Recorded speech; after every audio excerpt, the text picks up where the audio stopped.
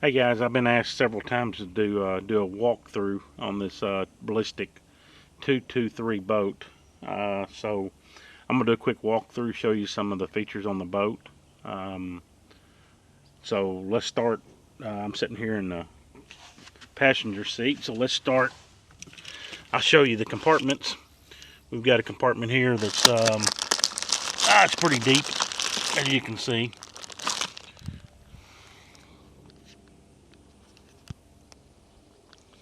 The compartment's pretty deep. Got a bunch of crap in that. Then you've got a cooler lid here for your cooler. As you can see, it's deep. It'll hold, I don't know, 3 or 4 bags of ice, and I put 1 bag in there this morning about daylight. It holds ice pretty much all day. Keep your drinks cool. Latches, some of the best latches I think there are on the market. They're red, it's open. Lock it down, you know you got it locked there. The rod storage is on this side, as you guys can see. As you open this, it won't throw your fishing pole overboard. All the lockers, excuse the boat, it's dirty. All the lockers have sea deck in them. As you can see, you could probably put 50 or more poles in this rod locker if you decided to do so. Plenty of storage for your rods. Let's see. You got your center compartment, your first one here, that is blocked off. I've been told that this could be removed if you wanted to. I don't know why you would, because this is my center storage box where I keep most of my heavy stuff. Keeps the boat, helps keep the boat balanced a whole lot better. And let's see, we got the front storage compartment. I guess I could turn my lights on. If I turn my lights on, you can see, let's see. Matter of fact, that's a good place for me to show you the C-zone in this boat, how it works with my graph. I'm running Garmin's. It's one touch, their switch. Let me go back to that. I'm gonna go back to my home screen. You got a switching button, hit that, and then we turn our compartment lights on. Okay, real simple. Let's see. As you can see, the lights are here, but you can get a little bit of light. But anyhow, this compartment goes all the way to the front of the boat. I don't put a lot of storage in this. I use it for my bigger items. Some of your smaller tackle boxes and stuff like that will actually end up getting bounced all the way to the front of the nose. So, but it's big enough and it's accessible enough that when we were putting our Garmin stuff in, my live scope in my box, the person can actually crawl into this box, hook everything up without having to unhook the foot pedal tray if you wanted to. Lock that down. This side of the storage, again, if you look at the width between here and here, you pick your poles up and don't throw them overboard. This rod locker, or this locker, also goes all the way to the front of the boat. So you could, let's see, goes all the way to the front up there. While I'm in here, a quick look at the C-zone box. This is what controls your C-zone. So, if both of your graphs by any chance happen to go down, and you were in the middle of a fishing tournament and you needed to turn on or off a pump or lights or anything else, you can see how these are labeled. Let's see here. And you simply pull one of those fuses you see there from the bottom hole and put it to the top hole, and that will turn whatever switch you want to control in the boat on. Real simple design. Great deal, in my opinion. The C-zone really cleans up the boat and gets rid of all the switches up here. Now, if you wanted if you did want switching, Jim Wells offers a switching, and he'll put switching along the side panel right here is where he'll put the switches, so if you want them. And they're high quality push button switches. I'll show you them in a second. Let me turn my compartment lights back off here. C-zones, real neat, real clean, simple design. Go up the front, the foot pedal tray. I just got my Garmin installed. We're still working on placement. I am for this. I gotta put some spacers under it to make it comfortable. I carried it out this morning for the first time and tried it. Love the Garmin Force. Super quiet. It's got 2 cylinders, one to deploy it and one to pull it in. Super easy to pull in and up. To do a deploy and stow it.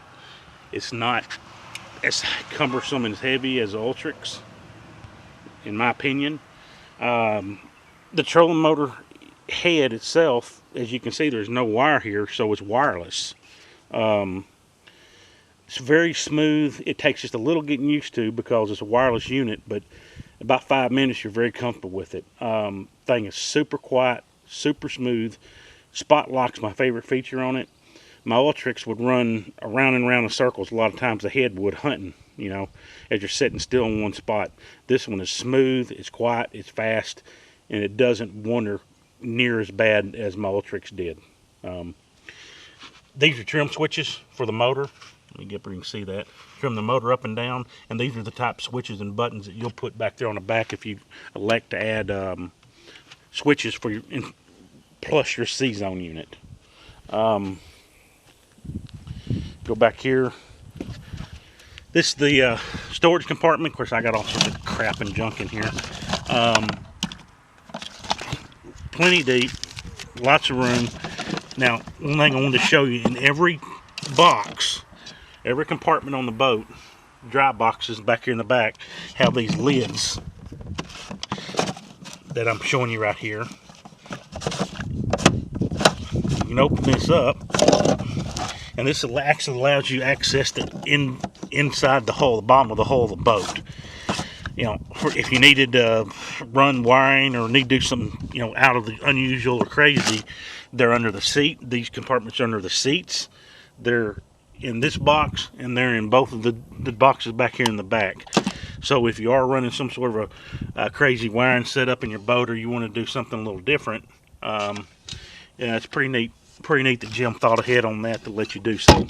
All right, let's get here to the live wells. I need to pull those plugs. Let's set that down there for a second. Real neat. Jim does the splash coloring in the live wells. Just a nice touch on the finish. Let's get I'm gonna pull this plug out. It's been sitting here for a while. I'm gonna drain these. As you can see, the live wells are not real deep, but they're real wide. At first, I didn't know about it. I was concerned about keeping fish alive, but haven't lost a fish in this thing yet. You've got a metal divider in the middle. It's got holes in it. Helps prevent sloshing. Takes care of your fish as you're going down the lake. You got 2 pumps. You got pump in and a pump out in each live well, so you got 4 pumps total on the system. These pumps can be set. You buy a cord for your C-zone. Jim will sell that to you. You hook it up to your laptop, and you can set the timers on the pumps. So right now mine are set to run 1 minute and all 4 on the recirc and the coming in and out of the boat. You can change that if you want to. You can set it to 2 and 2 or 1 and 1, whatever you want to set it for. But it's pretty neat that you can use that cord and set the timers on on all your live well pumps. Pretty neat design. All right, as you can see, these boxes are also insulated on the top, which that helps keep the fish alive too. Let's close this up. All right, you got a dry box on this side. I keep it full of my life jackets and the stuff that non-essentials. Toilet paper. Let's see. This side is another box that I keep a lot of my other baits in. So I use this box and the center box in front for the baits, trying to bounce the boat out just a little bit. Now, one thing I wanted to show you, and we talked about keeping your day boxes dry. Take a look at the lid, at the depth here on these. You get on the side here. Look at the depth on these lids, okay, and the seals, and then look at the size of the drain hole. So, I've pressure washed this boat before. Got my carpet dirty and actually pressure washed it, and I've yet to get water in a box. This thing drains. These channels he put in here, they drain extremely well, and the boxes all stay very dry. Alright, let's go back here. Alright, let's go back here to my favorite compartment. Guys, this is a, to me, this is one of the best features of the boat. If you work on your stuff, you know, and you do a lot of your stuff yourself, super nice design back here. As you can see, all the pumps are accessible, very easy to get to. They're not blocked. You got 3 here, you got another pump here, you got another pump here. My lithium chargers over here, my regular chargers here. You can move them around really however you want them. You got all sorts of room back here in the back of this boat. Turn my trolling motor off there. The batteries, super easy to get to. Pop a strap, grab the handle, pull the battery out. Great design, well thought out. There's a 50-gallon gas tank here. I'm looking at here. It goes kind of back under the live wells. That's one reason the live wells are a little shallower, but they're wider than a lot of live wells you'll see. Super neat. Even the finish on the inside of the lids, if you look at it, he's finished inside the lids. Jim really thought this boat through when he designed this boat. Nothing extravagant, nothing, you know, really off the wall, but what it does do is it's a super clean, big fishing platform.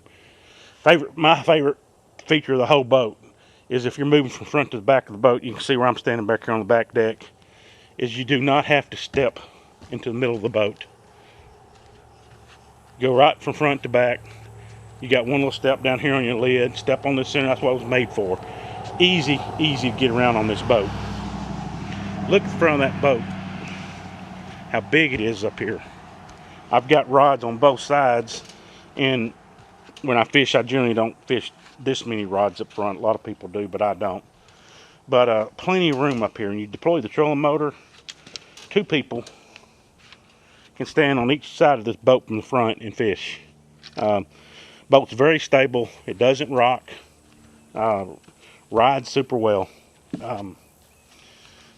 You can see right here, you've actually got 3 for your passengers rods. Stick your rods in here and strap them down here. It rides on the sea deck so it doesn't scratch up your finish here. We'll get out of here. This boat has been run hard. Brian Dodge ran it, and then I've run it. Done a lot of testing, prop testing with this boat. Not a stress crack in this thing anywhere. Boat solid. Did away with the splash well, and it's actually, if you kind of look, it's kind of got pontoons, sort of like a skeeter, but not really. But it helps float the back of the boat and keep it real stable. The boat with this 300 R on it, 30 pitch Mercury 5 Max prop, has ran a little over 90 mile an hour, just under 91 so far. That's with half a tank of gas and all that crap you saw on the boat a while ago. Bobs come standard. The Bob's 12-inch jack plate, or 10-inch, I'm sorry, jack plate. The trailer is a really nice trailer. They come dressed up with nice wheels, 18-inch tires, dual brakes on both sides, dual disc brakes. spare tire. Very easy to get to. Of course, you got the swing away here in the front. Pop that, tongue swings out of the way. Guys, overall, super, super nice boat. I'm very impressed with it. Been very happy with it. Any of you guys in Arkansas that want to go for a ride or fish, y'all give me a shout here on the forums, and we'll get together, and I'll take you out and let you ride and drive this thing. It's a great boat. Feel free to ask any questions. Thanks, guys.